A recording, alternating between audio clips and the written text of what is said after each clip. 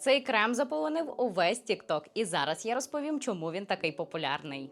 Це крем для обличчя від Lala Recipe, і склад та дія в нього дійсно багатообіцяючі. За рахунок ніацинаміду він сприяє себорегуляції та усуває жирний блиск. Кислоти у складі прискорюють процес оновлення клітин, а 74% екстракту юдзи ефективно живить та вирівнює тон шкіри. Крем ефективно зволожує, зміцнює захисний бар'єр. Щодо текстури, вона легка та невагома, він швиденько поглинається. Справжня знахідка для тих, хто шукає дуже функціональний крем.